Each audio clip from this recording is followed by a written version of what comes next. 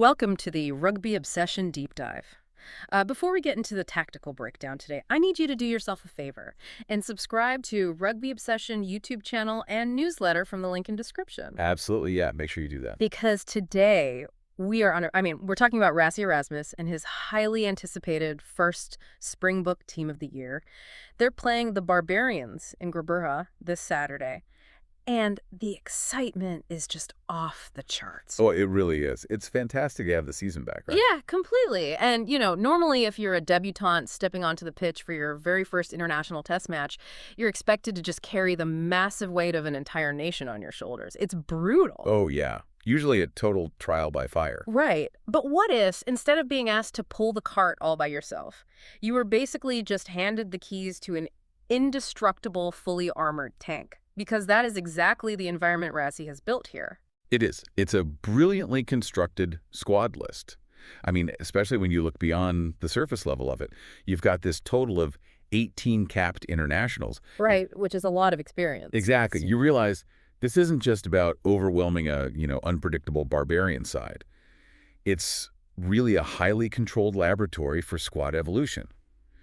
You establish this massive, unshakable foundation so you can safely inject and evaluate fresh talent without, well, exposing them to structural failure. Okay, so let's get right into the mechanics of that foundation then. Starting exactly where South African rugby always starts, which is in the trenches, the forward pack. The only place to start, really. Yeah, exactly. So we have two players making their test debuts this weekend. We've got junior Boks captain Riley Norton at lock and Carlu Sadie at prop. And my initial thought, seeing a rookie tight head and a rookie lock in the starting 15 was just, wow, that is a massive gamble. Sure, on paper it looks risky. But then, I looked at who is actually binding onto them in the scrum. It's like a master chef, right?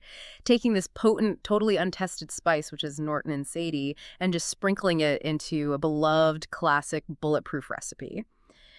Why is surrounding these two debutantes with stalwarts like Mostert, Nuche, and Kolisi the ideal baptism of fire? Well, the personnel surrounding them just changes the entire equation. I mean, Sadie has Oxnard and Andre Hugo Venter right alongside him in the front row. Which is massive. Massive. And then Norton is packing down in the engine room next to Franco Mostert, who has, an extraordinarily high work rate.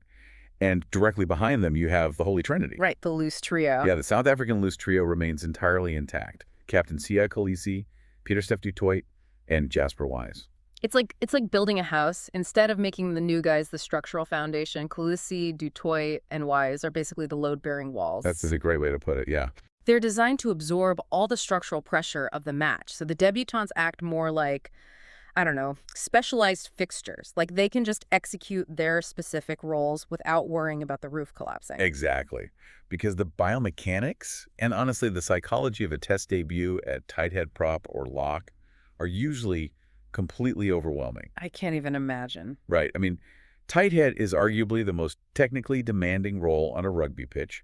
You have to anchor the scrum, absorb all the combined weight and torque of the opposing loose head and hooker. If a rookie tight head feels like the entire integrity of the scrum rests on him, he's going to overcompensate. Naturally, yes. No. He changes his bind, he alters his foot positioning, and suddenly the whole thing collapses. But pair him with a seasoned loose head like Oxnard on the opposite side. The loose head side is completely neutralized.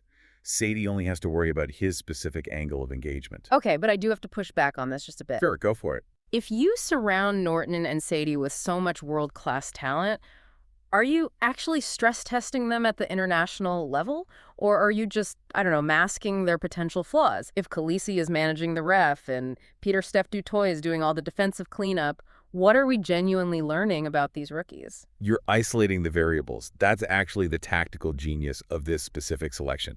By removing the overarching burden of game management and leadership, the coaches are isolating pure fundamental execution.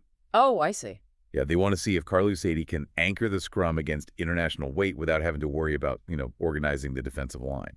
They want to see if Riley Norton can hit his line-out jumps under physical duress, knowing Franco Mostert is taking the cognitive load of calling the actual line-out variations. So you deliberately strip away the ambient noise of a test match? Exactly. So you can evaluate their core competencies in a vacuum. Wow, okay. That actually reframes the entire forward pack for me.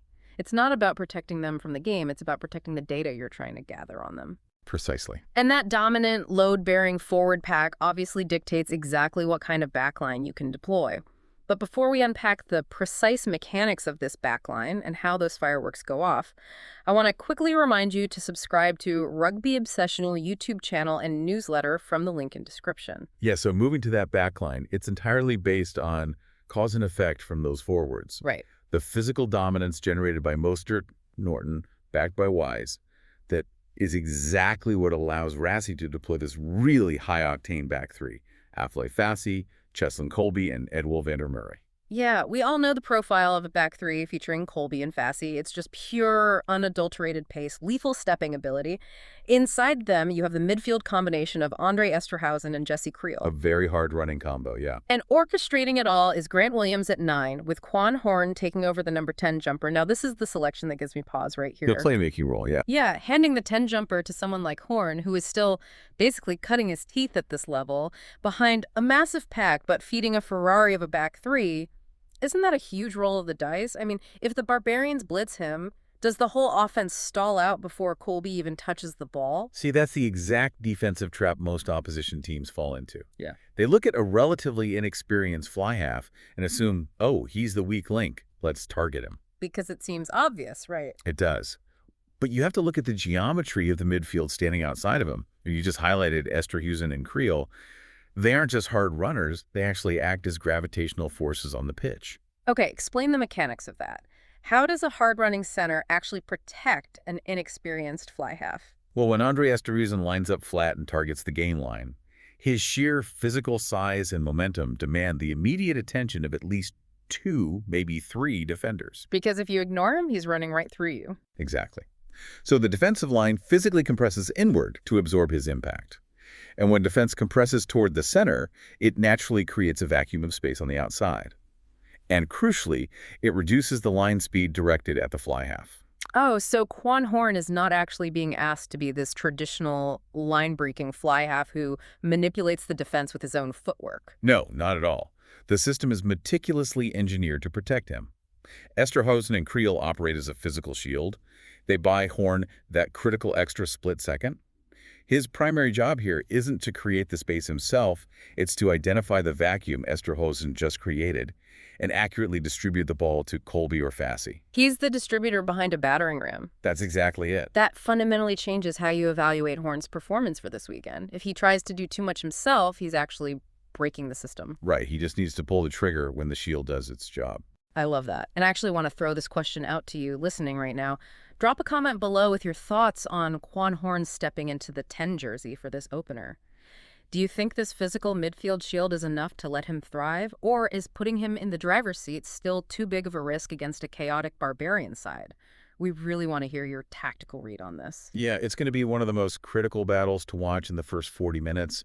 But, as we know with South African rugby, the first 40 minutes are really only the setup. Oh, absolutely. The actual outcome is dictated by how the final 30 minutes are executed. Always.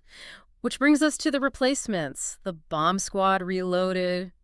And really, the terrifying calculated depth of South African rugby right now. Looking at the bench, Rassie has opted for his signature 6-2 split. 6 forwards, 2 backs. Classic Rassie. Right. And we have uncapped players waiting to make an impact here, too. J.J. Kotze at hooker, Paul de Villiers in the loose forwards, and SA under-20 fly half Vusi Moyo. And they're sitting right alongside veterans. Tithiko Machunu, Zachary Porthen, Ben Jason Dixon, Evan Roos, and of course Faf de Klerk. The contrast there is just wild to me. Oh, having a multi-World Cup winner next to a U20 kid, it's amazing. But the biomechanical impact of that 6-2 split is just devastating for an opposition structure. How so? Well, around the 50 or 60-minute mark, a defending team is dealing with significant lactic acid buildup. Their tackle technique naturally starts to degrade. Reaction times slow down by fractions of a second, and defensive spacing widens. And that is exactly when you introduce 6 massive, completely fresh forwards into the collision zones. Precisely. You're introducing peak physical force against a structurally and biologically degrading defense. I mean, imagine Evan Roos carrying the ball in the 65th minute against a tired defensive line. It's one-sided. Completely one-sided collisions. It ensures the physical intensity actually spikes in the final quarter rather than tapering off. Okay, I get the physiological advantage, but I have to challenge the inherent vulnerability of the 6-2 split. Look at this specific backline cover. You have an uncapped, under 20 fly half in Vusi Moyo as one of only 2 backline replacements. Right. If Jesse Creel takes a heavy knock in the 10th minute and has to leave the field, that 6-2 split suddenly looks like a massive liability. You're forcing players out of position for 70 minutes. Doesn't that risk a structural collapse? It's a high-wire act, without question. But it's a calculated risk based on probability and versatility. The statistical probability of a catastrophic early injury in the backs is deemed acceptable when weighed against the guaranteed tactical return of total forward dominance late in the game. So the math just works out in their favor, usually. Exactly. And they mitigate the risk through positional versatility. Grant Williams, starting at 9, can easily shift to the wing.